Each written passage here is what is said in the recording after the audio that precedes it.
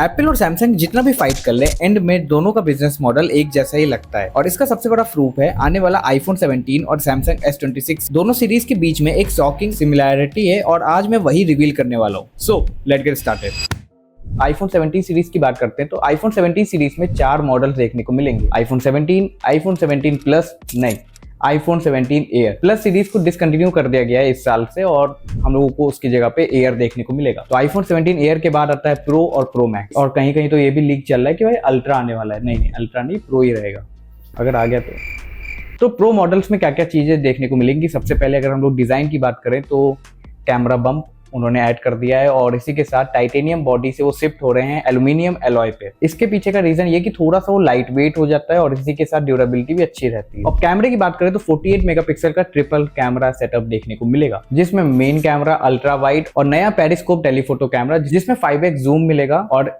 Pro models 8K recording support करेंगे। Dynamic island को भी एप्पल छोटा कर रहा है। ये लोग एडवांस मेटा लेंस टेक्नोलॉजी का यूज कर रहे हैं जिससे डायनेमिक आइलैंड श्रिंक हो जाएगा और हो सकता हो कि उसके एनिमेशन के टाइम पे वो पॉपअप हो जाए, वरना वो छोटा सा ही रहे। इसी के साथ एंटी रिफ्लेक्टिव डिस्प्ले का ये लोग यूज कर रहे हैं जिसमें जो रिफ्लेक्शन होते हैं वो बहुत कम हो जाते हैं। इन्होंने मैकबुक M4 में भी नैनो टेक्सचर डिस्प्ले को लॉन्च किया था जिसमें रिफ्लेक्शन बहुत कम होता है। तो वही तरह ये लोग फोन में एक डिस्प्ले पे कोटिंग करेंगे जिससे रिफ्लेक्शन कम होगा। इससे डिस्प्ले की ब्राइटनेस और अच्छी हो जाएगी और साथ में always on display pro models में रहेगा। बहुत लोगों को पता ही नहीं कि प्रो मॉडल्स में ऑलवेज ऑन डिस्प्ले आता है।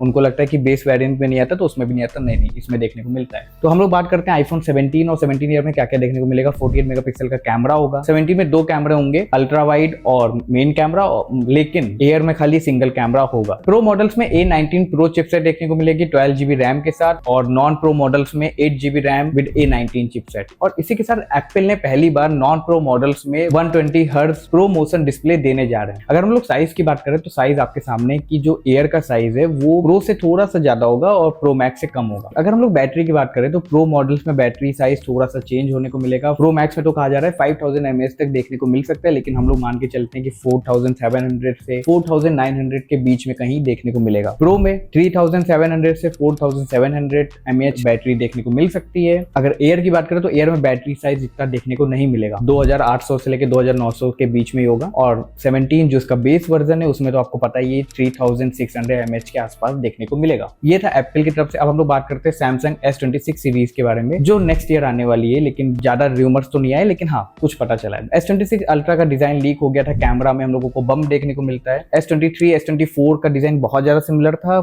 S25 में इन्होंने कैमरा को थोड़ा सा ये ऐसा कर दिया और S26 अल्ट्रा में कुछ ऐसा। और सैमसंग पहले एप्पल को बहुत ज्यादा रोस्ट करती थी। उसके आईफोन 11 से लेके अभी तक प्रो मॉडल्स का डिजाइन बहुत ज्यादा सेम था, लेकिन हाँ अब इन्होंने थोड़ा सा चेंज कर दिया। सैमसंग भी वही कर रहा है। यही नहीं, सैमसंग भी अपने S26 सीरीज में S26, S26 प्लस को हटा के S26 एज को लॉन्च करेगा। जी हाँ, ये इनका स्लिम वर्जन है और इसी के साथ S26 अल्ट्रा, यानी कि खाली 3 मॉडल्स हम लोगों को देखने को मिलेंगे। और यानी ये लोग भी अपने प्लस सीरीज को डिसकंटिन्यू कर रहे हैं इस साल से, यानी नेक्स्ट ईयर से। और मतलब खुद देखिए कि इन दोनों ब्रांड्स के पास एक बेस वर्जन है, एक स्लिम वर्जन है और एक अल्ट्रा वर्जन है। लाइक इसमें अल्ट्रा हो गया, इसमें प्रो सीरीज हो गई, लाइक 2 हैं, इनके पास एक ही है।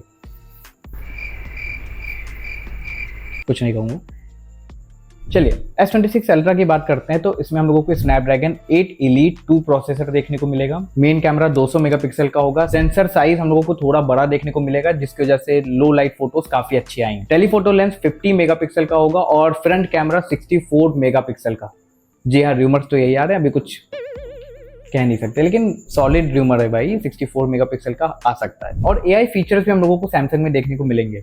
एप्पल का मैं नहीं कह सकता, जब उनको लाना होगा वो खुद ही बता देंगे। अगर हम लोग सैमसंग S26 अल्ट्रा की और बात करें तो बैटरी साइज 5000 mAh से 5500 mAh तक देखने को मिल सकता है और 60 से 65 वॉट फास्ट चार्जिंग और 15 वॉट वायर्ड चार्जिंग देखने को मिलेगा। अगर हम लोग बात करें S26 स्लिम यानी कि एज की, तो हम लोगों को इसमें ज़्यादा कुछ पता नहीं चला है। बस हाँ ये है कि इसमें S25 के हार्डवेयर यूज करे जाएंगे और इसका प्राइस होगा आपको पता है S26 अल्ट्रा और बेस वर्जन के बीच में होगा। इसमें कैमरा भी अच्छा होगा, 200 मेगापिक्सल का देखने को मिल सकता है। बेस वर्जन में कुछ ज़्यादा चेंजेस नहीं होगा, कैमरा अच्छा होगा, डिस्प्ले भी अच्छी होगी और बैटरी लाइफ भी अच्छी होगी। अगर हम लोग प्राइसिंग की बात करें तो एप्पल के आईफोन 17 सीरीज का प्राइसिंग कुछ ऐसा है, जिसमें आईफोन 17 128GB वेरियंट हम लोगों को 80 से 90,000 तक हो सकता है। आईफोन 17 एयर का 1 लाख से 1 लाख 20, आईफोन प्रो का 1 लाख 45,000 के आसपास।